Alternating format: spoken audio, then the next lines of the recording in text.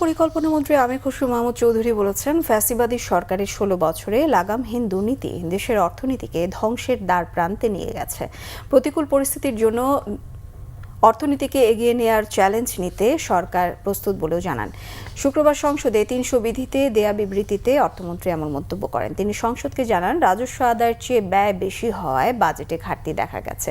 তবে ২০৩৪ সালের মধ্যে দেশকে $1 ট্রিলিয়ন অর্থনীতিতে উন্নীত করতে সরকারের আগ্রহের কথা জানান তিনি। মন্ত্রী জানান, জনগণের কথা মাথায় রেখে জ্বালানি তেলের মূল্য বাড়ায়নি সরকার, যদিও এতে বাজেট ঘাটতিতে প্রভাব ফেলবে। স্পিকার হাফিজউদ্দিন আহমদ বীর বিক্রমের সভাপতিত্বে সংসদের অধিবেশন সকাল 10টায় শুরু হয়ে চলে বেলা 12টা পর্যন্ত। প্রথম সেশনে 10টি বিল পাস হয়, 3:30টায় আবারও বসবে সংসদ।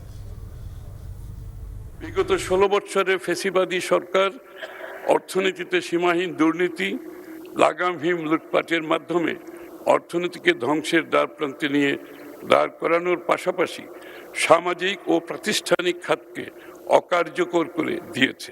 আমরা দায়িত্ব গ্রহণের মাত্র 10 দিনের মধ্যে মধ্যপ্রাচ্যে ইরান ইসরায়েল যুদ্ধ শুরু হয়েছে, যা বৈশ্বিক জ্বালানি বাজার সরবরাহ শৃঙ্খল এবং আন্তর্জাতিক বাণিজ্যে নতুন অনিশ্চয়তা তৈরি করেছে।